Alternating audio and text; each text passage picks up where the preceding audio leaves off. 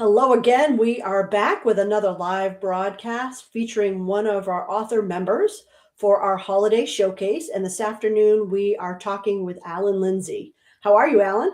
I'm great, thank you. Having a I am lovely. really glad you could join me today because I am super interested in this book. You and I were just talking a little bit before going live here, and I think people who are interested in Oz and the new Wicked movies that are out are really going to find interest in what you're going to tell us today. But if you have not heard of the Holiday Showcase, I just want to let everyone know really quickly before we get into it with Alan what this is all about.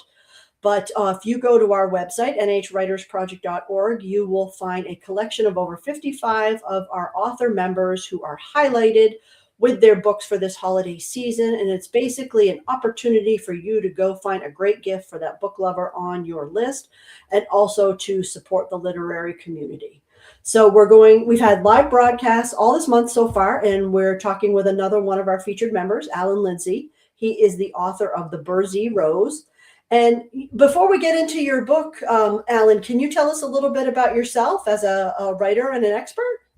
Sure. I'm a New England native, grew up in Merrimack, got a degree in fiction writing from the University of Notre Dame many, many years ago, and have been a teacher in colleges. Right now I teach at NHTI, teach creative writing and literature. I've been doing that for 40 years. Well, obviously you have been doing this for a while. So, and I know you have several books out. You'll introduce more of them to us later on. But let's talk about the Burzee Rose because, as I mentioned to you before, I had to look up what Burzee was. And as what I think as a faithful and devoted Oz follower, an L. Frank Baum follower, I did not know what this was. So if you could explain a little bit about the title of your book, that'd be great. Sure. The land of Burzee, it was created by L. Frank Baum, and it's a country in his books that surrounds Oz. It's one of several countries that surrounds the land of Oz. In my book, I made it the place where elves come from and where elves are disappearing to. They don't know where it is. So elves are leaving the North Pole and nobody knows why. And the metaphor is they've off to find Burzee. Yeah, the Well, Burzee. what's the significance of the rose? The Burzee Rose is a plant that I invented because of my interest in gardening and the fact that my rose bushes seem to get smaller every year rather than larger. And so this is a plant that gets smaller every year. So it reaches its peak and it keeps coming back, but it gets smaller and smaller. And the idea of things that are disappearing is one of the themes of the book. How do you deal with things that are disappearing? And so that's the metaphor. Yeah. Interesting. Okay, well, tell us a little bit about the book without giving it away. What should we share with potential readers about this story? Well, when I created it, I was thinking we need another Christmas Carol, right? I mean, I love Dickens. I love all the classic Christmas stories, but I wanted to write something that fits more with the modern world. And so I have two main stories. I think of it as Charles Dickens meets Rankin and Bass.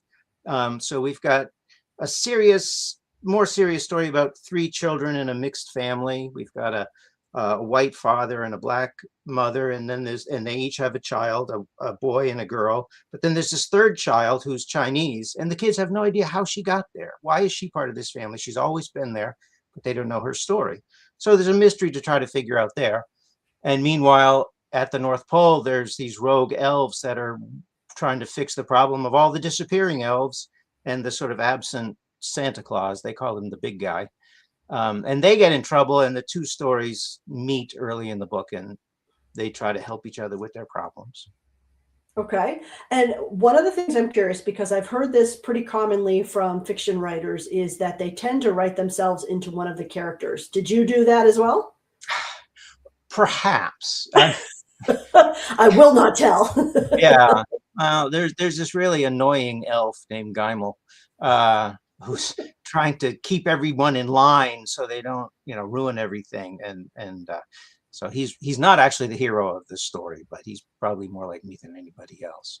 Okay. All right. And can we assume that potentially some of the other characters are other people in your life, friends, family? Yeah. Okay. Yeah. Okay. Yeah, and they know who they are too. Oh, okay. So we're not like giving anything away or hurting anybody's feelings. So that's good. No, not at all. Not at all. They were great. I have a variety of very interesting friends, artists and musicians and such, and I was real easy to draw on them when I was thinking, Oh, trying to wow. create a Okay. character. Yeah. That's awesome.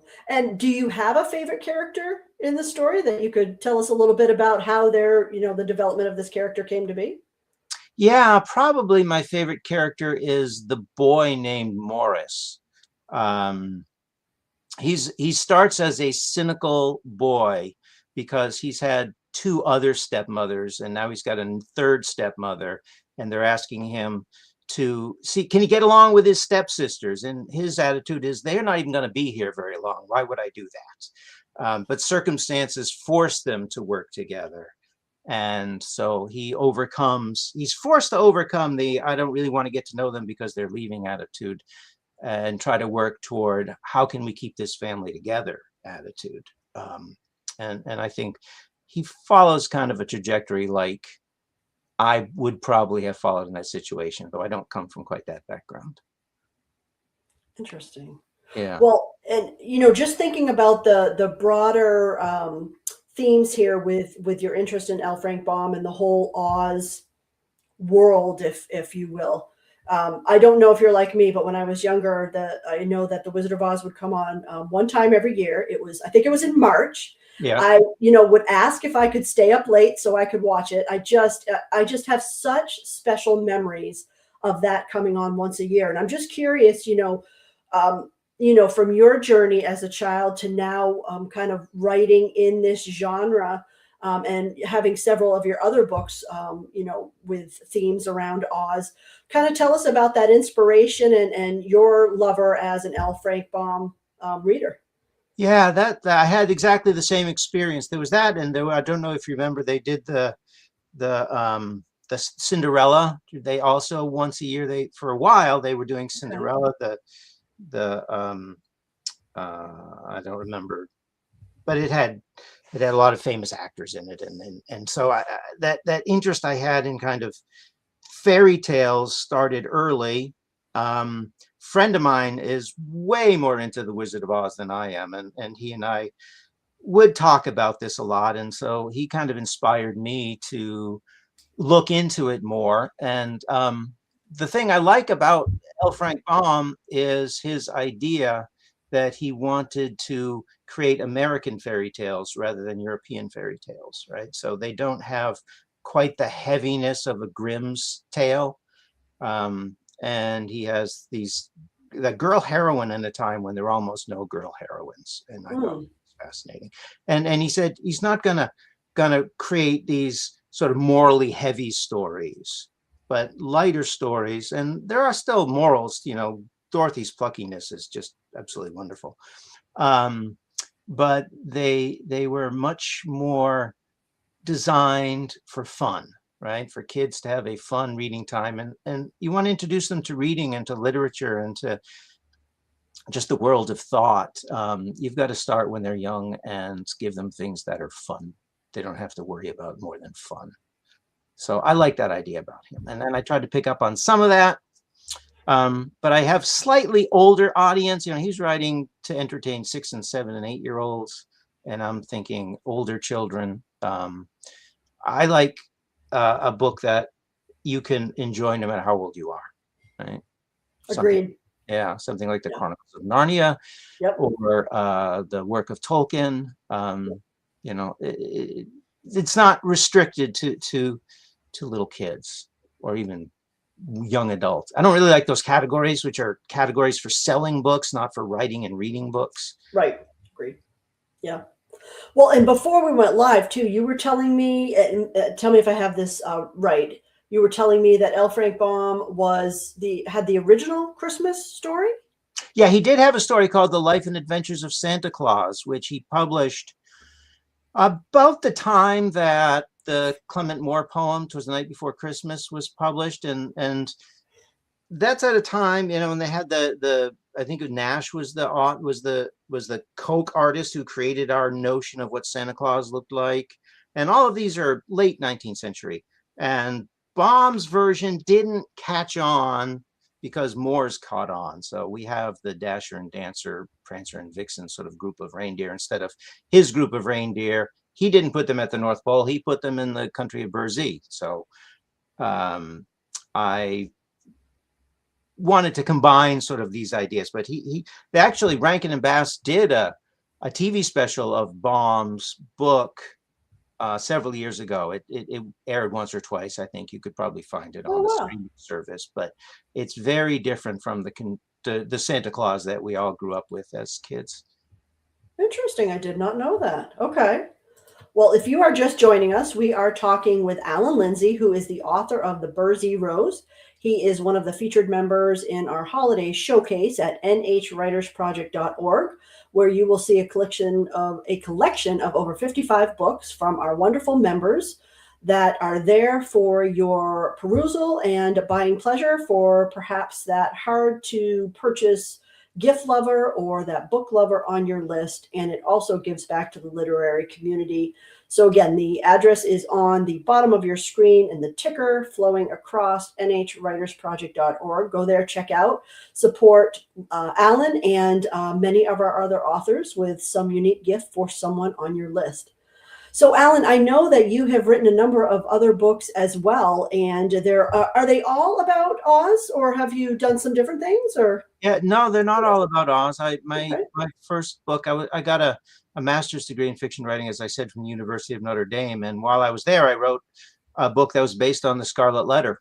So it's called A, but again, it was, well, that was the 1980s, so this book is set in the 1980s, but it was based on that. It had nothing to do with Oz or young adult sort of audience.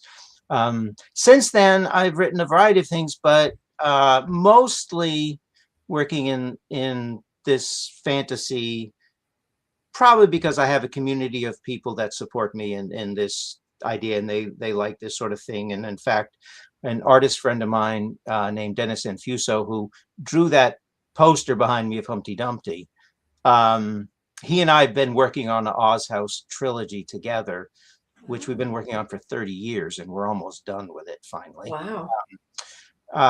And that takes place in all sorts of fairylands. We've brought together the Grimm's fairylands, Hans Christian Andersen, Oz, and so it's kind of a magical trip through all the stories that we read when we were kids, or had read to us when we were kids. It sounds amazing, and it sounds like a wonderful trip down memory lane for many of us who grew up with these stories and these characters, and you've kind of brought it to life now here. Yeah, and we're happy. I say it take 30 years to, not because we're such, picky writers, but because our lives have been complicated enough so that we can't work on it all the time. But understandable. Yeah. But we're real happy to be nearing the end of that. 2 volumes are out, and the 3rd one is almost done. Well, if you want to learn more about these books and about Alan, you can visit his website at alanlindsay.com, where you'll learn about him. You'll learn about all the different books, as well as his passion for writing. So what can we expect next from you, Alan? Any different projects you're working on outside of writing, or? Well, I'm retiring, I hope, in the next year. And so I'm going to dedicate myself to writing, woodworking, gardening, working out in the community,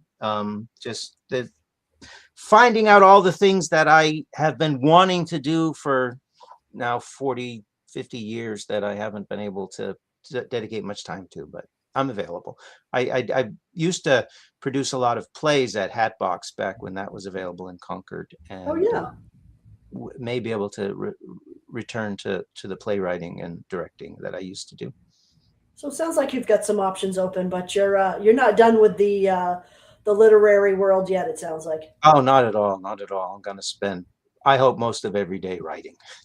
That's amazing. Well, before I let you go, I have to know, what is your take on the new Wicked movie? Have you seen it? I haven't seen the second one. I saw the first one. Okay. I liked some of it. I liked the acting, some of the casting choices, and I love the Art Deco look of it. I mean, I think it's an interesting revision of Oz, and that's always a good thing. I mean, if it's done well. I mean, the movie is complete revision of the original book, and I think they're both great. Will you see the second one? Oh yeah, I will. It's Okay. yeah, Okay. absolutely. Yeah, I wouldn't I miss will it. be too as well. Yeah. Well, thank you, Alan, for visiting with me today. It was really nice talking with you. I appreciate you taking the time to come and visit with us today. And please stop over at nhwritersproject.org. Check out our holiday showcase, where you will learn more about Alan and his book, as well as over 55 other authors who are members as well of New Hampshire Writers Project. So thank you again, Alan, for your time. Thank you to those who are tuned in watching us today, and I hope everyone has a wonderful holiday. Thank you. Bye-bye. Thank you for having me.